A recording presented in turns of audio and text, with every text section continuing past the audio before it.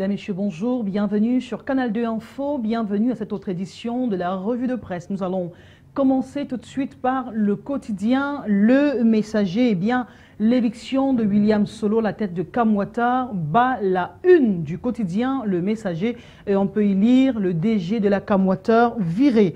Alphonse Roger Ondoankoa, nouveau DG en remplacement de William Solo, débarqué hier lundi 8 février 2016.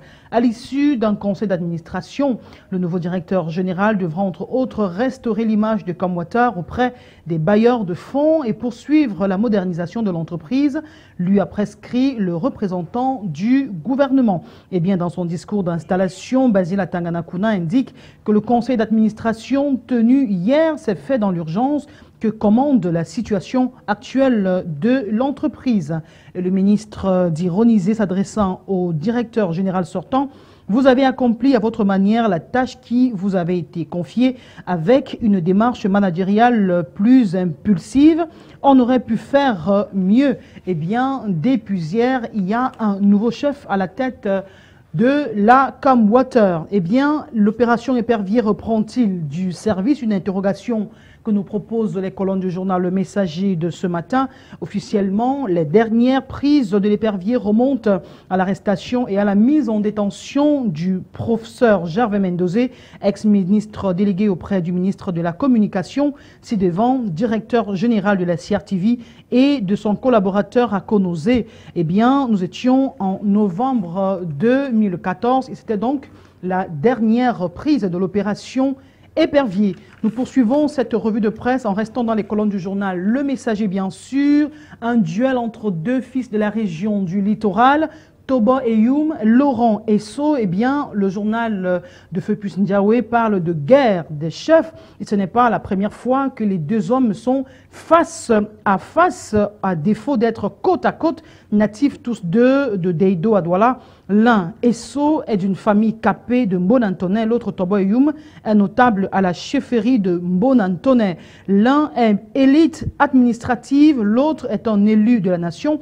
Les rivalités claniques ont-elles pris le pas sur la politique? Étrange destin pour ces deux hommes aujourd'hui que tout devrait unir. Et bien, au-delà donc d'une banale histoire de double appel à la candidature d'un champion, la sagesse et la discrétion proverbiale qui caractérise les deux hommes devrait prévaloir pour une mise en perspective d'une présidentielle qui a évolué au fil des appels de 2018 à l'anticipation justement pour 2016. Eh bien, incendie à nouveau après celui de Ndokoti à Douala. On vient de signaler un autre incendie au pavillon Pasteur à l'hôpital central de Yaoundé. L'incendie qui n'a causé que des dégâts matériels s'est déclaré dans le bureau du conseiller du directeur général du dit hôpital hier lundi 8 février 2016. Eh bien, bien que le feu se soit déclaré dans le bureau du conseiller, heureusement, celui-ci était vide. Eh bien, on peut lire dans les colonnes du journal Le Messager: nous avons entendu une grande explosion et nous y avons accouru. À notre arrivée, la flamme n'était pas encore grande. Nous avons dû aller dans un autre service chercher un extincteur que nous avons réussi à ramener, révèle le Prosper Ekassi, représentant syndical du personnel médico-sanitaire. Il faut signaler par la suite que cet incendie arrive au moment où les employés de cette entreprise, justement, observaient un mouvement de grève à l'extérieur, bien sûr. Nous allons poursuivre cette fois-ci avec le journal La Nouvelle Expression, le quotidien. Eh bien, Mariam Sankara, elle se confie et ça bat également la une du quotidien La Nouvelle Expression. Je me rends compte de l'impact des idées de Thomas Sankara sur la jeunesse camerounaise, a dit l'ex-première dame du Burkina Faso lors de son passage à Douala le vendredi 5 février 2016 dans le cadre de la dédicace du livre du professeur Jean-Emmanuel Pondy intitulé Thomas Sankara et l'émergence de l'Afrique au XXe siècle, publié aux éditions Afrique Éveil. Mariam Sankara, la veuve du président burkinabé Thomas Sankara, assassinée le 15 octobre 1997 à Ouagadougou, a accepté d'accorder une interview à la Nouvelle Expression. L'affaire Sankara suit son cours. Je demande toujours la justice. Je me suis toujours battu pour que justice soit rendue à Thomas Sankara.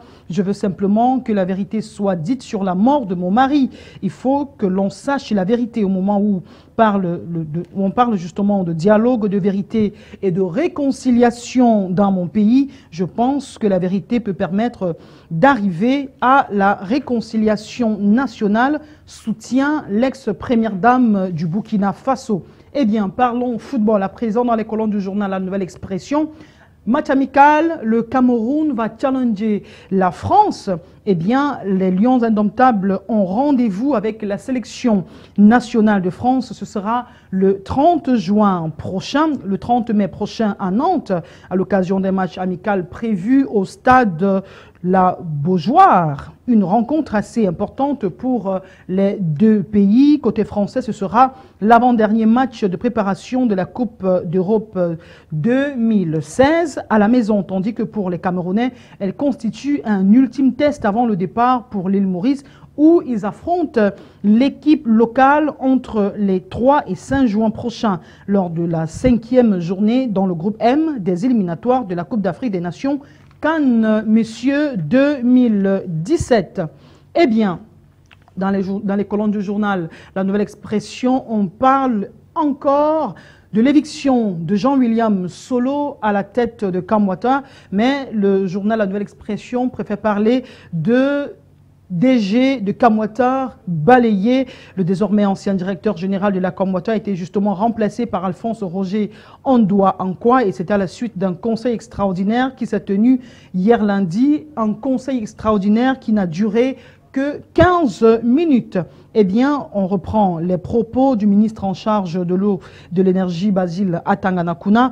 Je m'en voudrais de ne pas relever tout de même qu'avec un sens du devoir et de responsabilité plus accru, une démarche managériale plus inclusive, avec cette démarche managériale plus inclusive, on aurait pu faire mieux. Il s'adressait ainsi à l'ex-directeur général de la Comwater. Eh bien, dans la partie sud du Cameroun, précisément à Kribi, les projets structurants, les autochtones de Kribi dénoncent la braderie de leurs terres. Ils l'ont fait savoir au cours d'un échange samedi 6 février 2016. Eh bien, la braderie des terres est observable à Kribi. Les gens s'octroient des domaines fonciers avec des milliers d'hectares.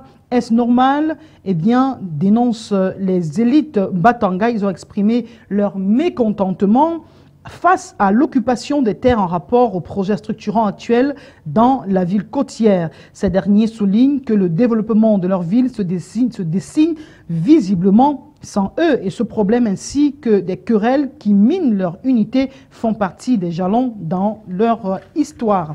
Nous allons poursuivre cette revue de presse. Nous allons parler de projets structurants une fois de plus, mais cette fois-ci on observe des tensions autour du projet de la Sanaga. En attendant le démarrage du chantier, eh bien, les agents procèdent depuis un mois au bornage de l'entreprise du tracé sur laquelle devraient être posés les tuyaux, mais à Meyos, les populations pointent du doigt leur manigance et les qualifient de corrompus.